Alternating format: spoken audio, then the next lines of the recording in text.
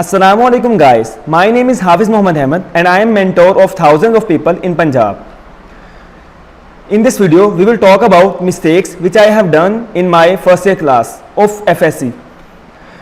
Video में आगे बढ़ने से पहले मैं आपको ये बताना चाहता हूँ कि अगर आप मेरे चैनल पर नए हैं तो मेरे चैनल को सब्सक्राइब करें और बेल आइकन को प्रेस करें ताकि आपको नई आने वाली वीडियो का नोटिफिकेशन जल्द से जल्द मिल जाए. So let's talk about the first mistake. जो पहली मिस्टेक मैंने अपनी फर्स्ट ईयर क्लास में की थी वो थी अ लॉट ऑफ की बुक्स. बच्चे जो होते हैं ना फर्स्ट ईयर क्लास में जो नए आते हैं उनके ऊपर बहुत ज़्यादा प्रेशर होता है फैमिली का भी और जो उनको सीनियर्स गाइड करते हैं वो भी. उन्हें जहाँ से जो भी इंफॉर्मेशन मिलती है वो उसको कॉपी करने की कोशिश करते हैं. जैसा कि मेरे साथ भी हुआ था. मैंने बहुत सारे सीनियर्स बहुत सारे ट्यूटर्स को सुना और उनसे मैंने गाइडलाइन ली कि मैंने फ़लाँ बुक के लिए फ़लाँ की बुक यूज़ करनी है. तो मेरे पास एक बुक के लिए बहुत सारी रेफरेंस बुक्स होती थी. उसका नुकसान ये होता था कि आपके कॉन्सेप्ट जो होते हैं वो मगअप हो जाते हैं या मिक्सअप हो जाते हैं. ठीक है, तो बच्चे ज़्यादातर करते हैं क्रैमिंग. कॉन्सेप्ट तो क्लियर नहीं होते. इस वजह से एक टॉपिक के ऊपर ढेरों सारे उनके पास कॉन्सेप्ट होते हैं और वो लिखते वक्त उनको मिक्सअप कर देते हैं जिसका बहुत बड़ा नुकसान होता है. ठीक है ना, मेनली आपने फोकस करना होता है अपनी लाइन को. ठीक है, बुक लाइन को. सेकंड पॉइंट इज जो मैंने मिस्टेक की थी और जिसकी वजह से मेरे एमसीक्यू भी काफ़ी गलत हुए थे अपने बोर्ड एग्जाम्स में, वो थी don't follow the book line. ठीक है ना, मैंने बुक लाइन्स को फॉलो नहीं किया था. जैसा कि मैं अभी आपको दिखाता हूँ कि ये मेरी बायोलॉजी की बुक है तो मैंने ये जो वर्ड्स हाईलाइट किए हैं ना ये वाले, ये मैंने एमसीक्यू हाईलाइट करे हुए हैं. ये देखें ये वाले.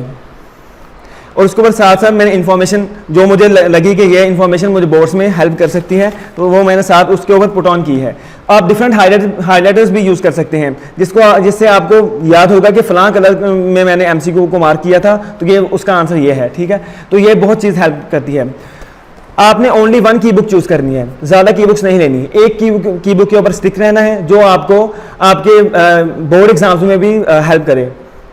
तो हमने 2 पॉइंट डिस्कस किए जिसमें पहला पॉइंट था कि ज़्यादा की बुक्स नहीं यूज़ करनी, ओनली वन रेफरेंस बुक के ऊपर ही स्टिक रहना है. और सेकंड जो बात हमने डिस्कस की वो थी ओनली बुक लाइन्स को फॉलो करना है. और जो थर्ड मिस्टेक मैंने की थी कि वो मैंने अपने आप को दूसरों के साथ कंपेयर किया था. Every child is special child. ठीक है, हर चाइल्ड में उसकी अपनी स्पेशलिटी होती है. तो आप अपने आप को दूसरे के साथ कंपेयर नहीं कर सकते क्योंकि आपके अंदर जो जज्बा और जुनून है वो दूसरे के अंदर नहीं हो सकता. आप खुद को कंपेयर करके अपने आप को पीछे कर रहे हो क्योंकि जब आप अपने खुद को दूसरे के साथ कंपेयर करोगे ना तो आप अच्छे मार्क्स या आपने अच्छे मार्क्स का टारगेट नहीं रखा हुआ, आपने उस बच्चे को अपने टारगेट रखा हुआ है. ठीक है ना, तो आपका टारगेट गुड मार्क्स नहीं है.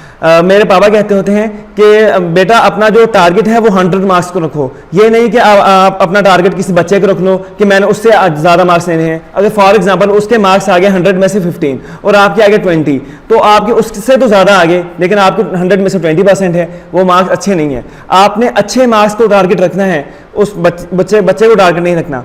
थर्ड पॉइंट ये हुआ कि आपने अपना टारगेट गुड मार्क्स रखना है. हमने 3 पॉइंट यहाँ पे डिस्कस कर लिए. द फोर्थ पॉइंट इज जो मुझे बहुत ज़्यादा जिसने मुझे डिस्टर्ब किया था अपनी पूरी 11th क्लास में वो था टाइम मैनेजमेंट. टाइम मैनेजमेंट मुझसे नहीं होती थी. मुझसे अब पूरी बुक्स का लेसन कवर नहीं होता था. मैंने बहुत सारे उसमें करना होता था. मैंने रिवीजन भी करनी होती थी. मैंने लेसन को रिवाइज जो हमें मिला होता था, लेक्चर प्रिपेयर भी करना होता था, नोट्स मेकिंग भी करनी होती थी, प्री स्टडी भी करनी होती थी. मैंने 4 मैकेनिज्म से गुजर के अपनी स्टडी करनी होती थी. मुझे इसके लिए जो टाइम रिक्वायर होता है वो होता है 8 to 9 आवर्स और मुझे मैक्सिमम जो मुझे टाइम मिलता था वो होता 4 to 5 आवर्स क्योंकि मेरा इतना सारा सफ़र होता था. ठीक है, तो आप लोगों ने ये करना है कि आपने टाइम मैनेजमेंट का खास ख्याल रखना है. ज़्यादा दूसरी एक्टिविटीज़ पे इतना ज़्यादा ध्यान नहीं देना क्योंकि ये जो 2 साल होते हैं ना ये ट्रेजर होता है आपके लिए. ये अगर आप ये वाला ट्रेजर खो देंगे ना तो नेक्स्ट आप MCAT, ECAT और अदरवाइज जो भी जितने भी कंपैरेटिव एग्जाम्स होते हैं उनको आप क्लियर नहीं कर सकते अगर आप ये 2 साल अपने डिस्ट्रॉय कर देंगे. ठीक है, तो आपने टाइम मैनेजमेंट का ख्याल रखना है, टाइम मैनेज करना है और आपने टाइम टेबल बना लेना है अपना कि मैंने आज जाके सबसे पहले ये काम करना है, फिर मैंने अपनी स्टडीज़ को फोकस करना है, फिर मैंने नमाज़ पढ़नी है, कुरान पाक पढ़ना है. तो आपने time management is key to achieve your success and to achieve your goals. Time management is best key. ठीक है. द फिफ्थ पॉइंट इज़ कि आपने नोट्स मेकिंग जो होती है ना, उसके ऊपर आपने इतना ज़्यादा भी फोकस नहीं करना कि आप सारा दिन बैठ के नोट्स बनाते रहो। नोट्स उतने बनाने हैं कि जितने आप अगले दिन या आप एग्ज़ाम्स वाले दिन या अपने टेस्ट पर उसको रिवाइज कर लो, बस इतने नोट्स बनाने हैं, ज़्यादा नोट्स नहीं बनाने, क्योंकि आपने जब रेफरेंस बुक्स ले ली हैं तो नोट्स बनाने की इतनी ज़रूरत नहीं पड़ती। बस टीचर्स के जो इंपॉर्टेंट पॉइंट्स होते हैं, न्यूमेरिकल्स वगैरह होते हैं, उनको उनकी कैलकुलेशंस वो आपने नोट कर लेनी है। नोट्स आपने मिनिमम नोट्स बनाने, इतने ज़्यादा नोट्स बनाने कि आपने एक रेफरेंस बुक भी रखी हुई है और एक यानी कि एक बायोलॉजी की ये वाली बुक है टेक्स्ट बुक, इसके लिए आपने ढेरों 2-2, 3-3 नोटबुक्स के नोट्स बनाए हुए हैं। तो ये जो चीज़ है ये ज़्यादा नुकसान करती है, ठीक है, इससे आपको प्रॉब्लम हो जाएगी रिवाइज करने में भी। फिर आप अपनी टेक्स्ट बुक को भुला के ज़्यादा दूसरी चीज़ों पर फोकस करोगे, ठीक है। तो जो हमारा छठा पॉइंट और लास्ट पॉइंट है वो ये है कि आपने टेक्स्ट बुक जो है ना उसके ऊपर रेफरेंस बुक से जो हेडिंग्स बनाई होंगी वो आपने अपने टेक्स्ट बुक्स के ऊपर मार्क करनी है, क्योंकि जो लास्ट डे होता है, आखिरी दिन जिस दिन हमने रिवाइज करना होता है, यानी जैसे हम कह सकते हैं कि एग्जाम डे होता है, उस दिन हमने रिवाइज करना होता है अपने कॉन्सेप्ट्स को, तो वो उस दिन हम रेफरेंस बुक्स, नोट्स और टेक्स्ट बुक इन तीनों को हम रिवाइज नहीं कर सकते एक दिन बैठ, क्योंकि एक दिन होता है और एक दिन में हम इतना ज़्यादा नहीं रिवाइज कर सकते। तो आपने उसकी जो हेडिंग्स होंगी ना, मतलब मैंने जैसे यहाँ पे किया हुआ है, मैं आपको दिखा सकता हूँ, ये देखें, मैंने इसके ऊपर ये हेडिंग्स बनाई हुई है।